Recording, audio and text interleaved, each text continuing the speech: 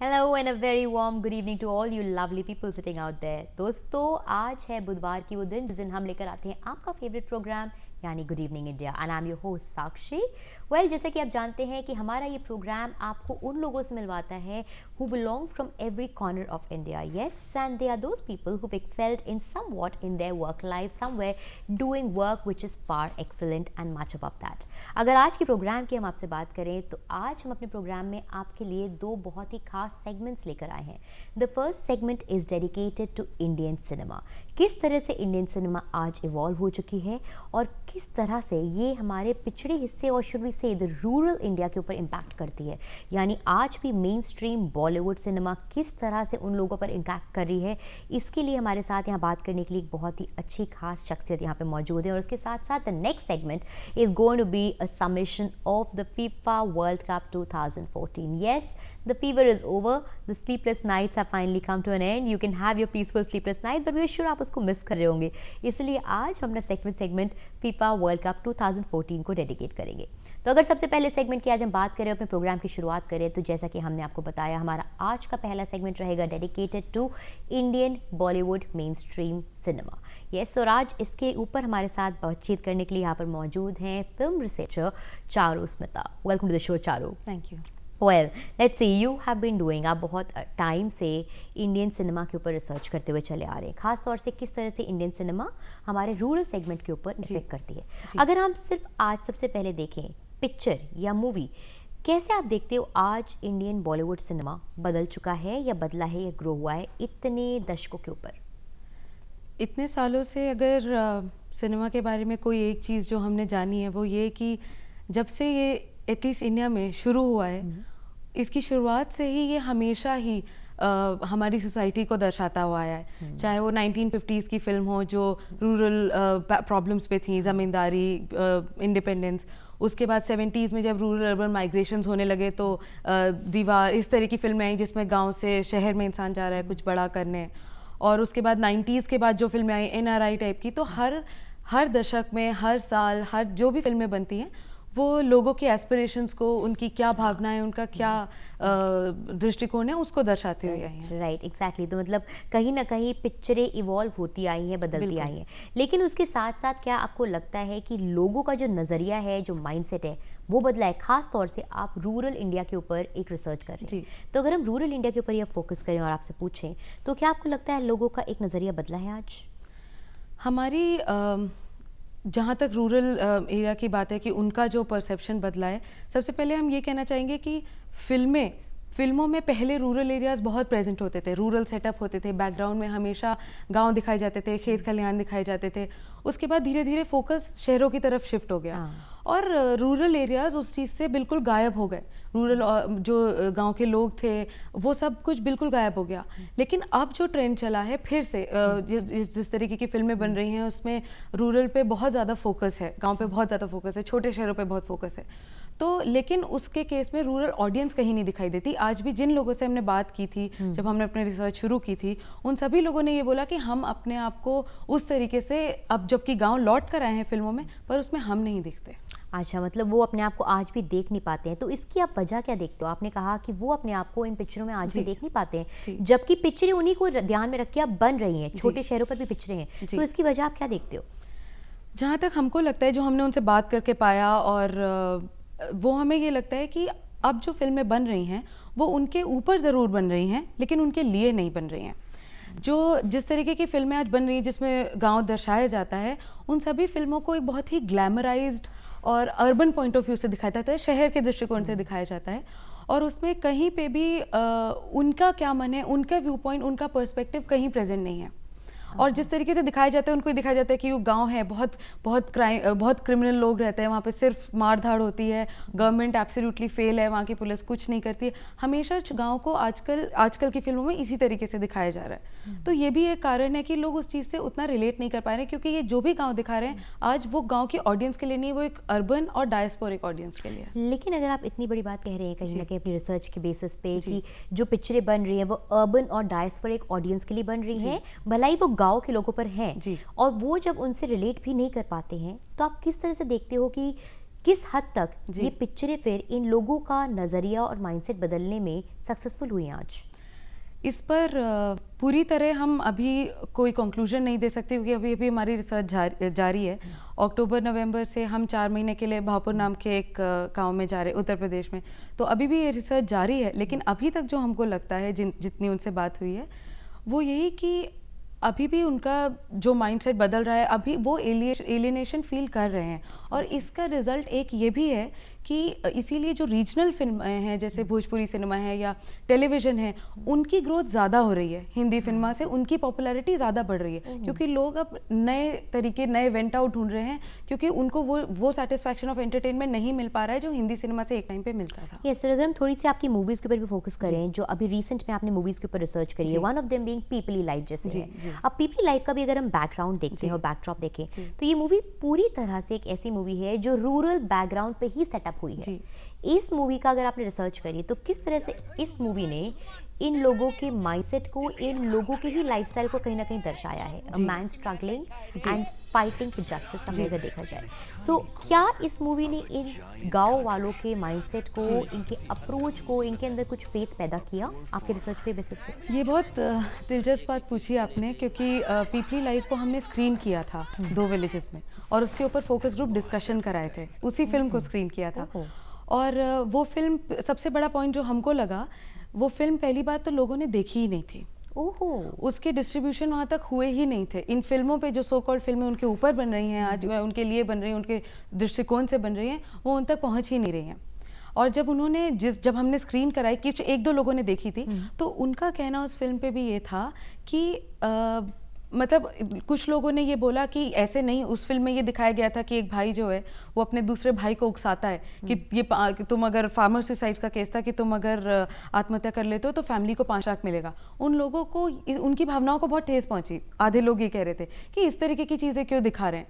लेकिन बाकी आधा ग्रुप ये कह रहा था कि जिस तरीके से रूरल उसकी हालत है गाँव की आजकल, आगे जाके ये चीज़ हो सकती है। और आर्टिस्ट की सेंसिबिलिटी को बहुत अच्छे से समझे, बहुत मैच्योर ऑडियंस है। तो हम यही कहना चाहेंगे कि उनका रिएक्शन इस तरीके की फिल्मों पे जो सो कॉल्ड उनका दृष्टिकोण से बनी है, आज भी यही है कि जो लोग वो बना रहे हैं वो फिल्में, वो यहाँ आके बहुत टाइम के लिए रहते नहीं हैं और आज भी वो एलियनेटेड फील करते हैं लोग। ओके, तो आप कहना चाहते हो कि जो बेसिकली फिल्म मेकर मूवी बना रहे हैं, बहुत ज़रूरी है कि पूरी टीम उनकी ज़िंदगी को जिए, उनके इमोशंस को समझे और फिर वैसे ही दर्शाया जाए स्क्रीन के ऊपर, ताकि वो रिलेट कर सके कहीं ना कहीं। Okay, there was another movie जो हमारे पास है, गैंग्स ऑफ वसीपुर। वो भी काफ़ी पॉपुलर।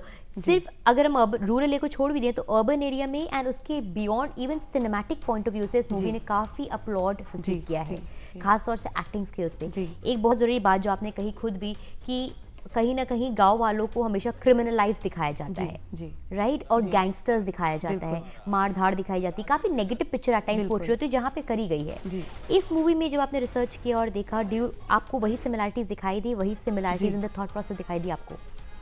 मतलब ऑडियंस की तरफ से हाँ जी, क्या उन्होंने भी यही फील किया कि लड़ाई मार धाड़? हमें लगता है कि अगर पहली बात तो ये कि हमने शायद अपने बातों में ये नहीं देखा, रूरल ऑडियंस वो बहुत स्पेसिफिक जगह पर बनी थी, बहुत स्पेसिफिक जगहों के लिए, तो वहाँ के लोगों से हमारी स्पेसिफिकली बात नहीं हुई। लेकिन हमारी और ऐसे कई लोगों से बात हुई जो उस शहर से जुड़े हुए थे, वहाँ के थे, वहाँ रह चुके थे, और उन लोगों ने ये कहा कि इस तरीके की कहानी में बहुत एक तरफा पर्सपेक्टिव होता है कि हर समय इस तरीके के क्राइम फील्ड की गवर्नमेंट वहाँ पे एकदम कुछ नहीं कर रही है, पुलिस एकदम कुछ नहीं कर रही है, सिर्फ इस तरीके की चीज़ें दिखाने से वो लोग बहुत दुखी हैं कि उनके वो बहुत स्टीरियोटाइप्ड हो रहे हैं कि आज भी जब उनसे कोई वो शहर, जब बड़े शहर जाते हैं तो उनको इसी तरीके से देखा जाता है और ये चीज़ उनके लिए एक प्रॉब्लम बनती जा रही है। बट कहीं ना कहीं आप इसकी ये वजह नहीं देखते हो कि आज भी एजुकेशन इस सोसाइटी तक पहुंच नहीं पाई है सही तरीके से? अगर एजुकेशन पहुंचे तो शायद उनका सोच भी बदले। गाँव वालों की अगर हम देखें, उनकी बात को भी रखें, तो उनका माइंडसेट के साथ साथ उनकी लिबरल एक थिंकिंग आएगी, थोड़ा खुले दिमाग, थोड़े खुले विचार आएंगे।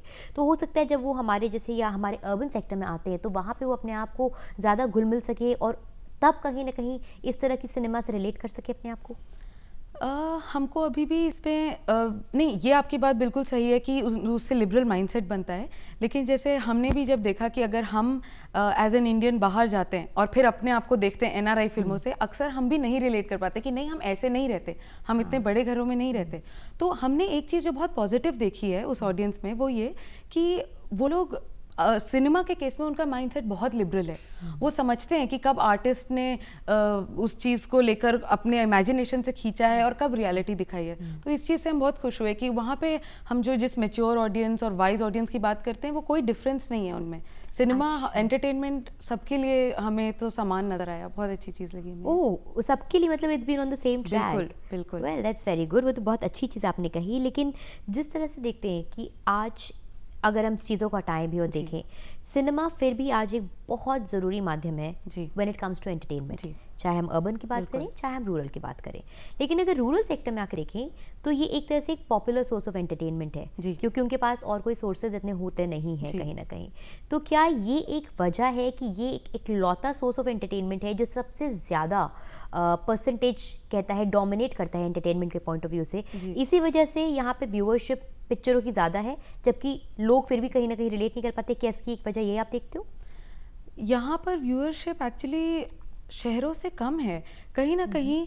भले यहाँ पे ज़्यादा लोग देख रहे हों, लेकिन क्योंकि यहाँ पे टिकट उतने महंगे नहीं होते, तो जब फिल्में लोग बनाते हैं तो वो सोचते हैं कि हमारे रेवेन्यू सोर्सेज तो शहर हैं, तो वो इन लोगों के लिए बना नहीं पाते क्योंकि उनका रेवेन्यू यहाँ से नहीं आ पा रहा। तो हमें लगता है अगर गवर्नमेंट इस चीज़ में हेल्प करे, गवर्नमेंट इंटरवीन करे कि रेवेन्यू सोर्सेज का जो इम्बैलेंस है, जिस वजह से कई बार हम उस ऑडियंस के लिए नहीं बना पाते। भाई आप जब कोई प्रोडक्ट बेचते हैं तो आप देखेंगे कि आपकी ऑडियंस के पास कहाँ से पैसे आ रहे हैं। तो ये भी एक वजह है कि उन लोगों के पर्सपेक्टिव से फिल्में नहीं बन पा रही हैं, जो हमें बहुत बड़ा लगता है क्योंकि वो उतने रेवेन्यू सोर्स मतलब है नहीं, और उनके पास ऑल्टरनेटिव व्यू मतलब टेलीविजन पे भी ज़्यादातर फिल्मों का ही सब कुछ रहता है। और यहाँ तक है कि अगर दूसरे सिनेमा भी हम देखें, जो रीजनल सिनेमा है हमारा भोजपुरी सिनेमा, वो भी इसी के ब्रांच से आया है, मतलब इसी का एक ब्रांच कह सकते हैं कि इसीलिए पैदा। फोक थिएटर अब ज़्यादा से ज़्यादा मतलब अब गायब भी हो रहा है गाँव से। तो हम यही कहेंगे कि सिनेमा ही डोमिनेंट है, क्योंकि अगर हम टेलीविजन भी ले तो उसमें भी ज़्यादातर लोग फिल्म और फिल्म से रिलेटेड प्रोग्राम ही देखते हैं। हाँ, लेकिन क्या आज भी ये गाँव के लोग जाकर प्रेफर किस चीज़ को करते हैं? ये जाके मूवी को मूवी हॉल में देखना पसंद करते हैं कि घर में ही? ये ज़्यादातर आप जब देखते हैं तो लोग पिक्चरों को टीवी पे देख लेते हैं, बिकॉज कंप्यूटर नाम की चीज़ तो आज भी यहाँ पे बहुत ज़्यादा एग्जिस्ट नहीं करती है। इनके लिए या तो टीवी है या फिर वो जो एक स्ट्रीट प्लेस होते हैं वो एग्जिस्ट करते हैं, स्टेज के प्लेस एग्जिस्ट कर लेते हैं जहाँ पे थोड़ी सी कलाकारी होती है, जहाँ पे कुछ रंगमंच दिखता है, उस तरह की चीज़, या फिर उसके अलावा मूवी हॉल। तो सबसे ज़्यादा आप कहाँ पे देखती हैं कि ये लोग जाके पिक्चर देखना पसंद करते हैं? हमने देखा है कि कुछ कुछ बड़े नए ऑप्शंस आ गए देखने के लिए। एक तो जो पुराने टाइम से चला आ रहा था, पुराना वाला कि ट्रैवलिंग सिनेमा, जिसमें एक जगह स्क्रीन लग जाती है, सब आके देख रहे हैं। लेकिन कुछ कुछ जगह हमने देखा है, जैसे मेसरा के पास एक गाँव है, हमारे एक दोस्त ने बताया था हमको, तो उनके कॉलेज के जो हॉल्स हैं, जो जिन गाँव में कॉलेज बने हुए हैं, ऑडिटोरियम से, किसी भी स्कूल का ऑडिटोरियम है, कॉलेज का ऑडिटोरियम है,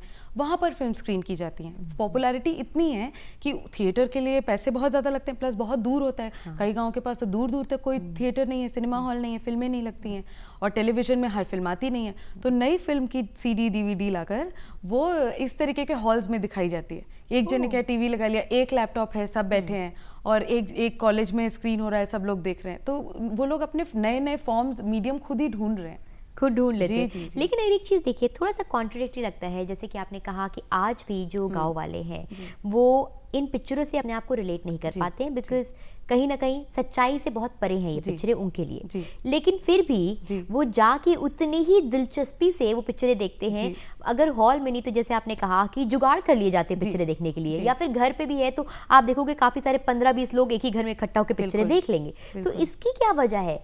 वो एक जगह अपने आप को उससे रिलेट नहीं कर पा रहे और दूसरी जगह उतनी ही दिलचस्पी से वो चीज़ देखते हैं, ऐसा क्यों?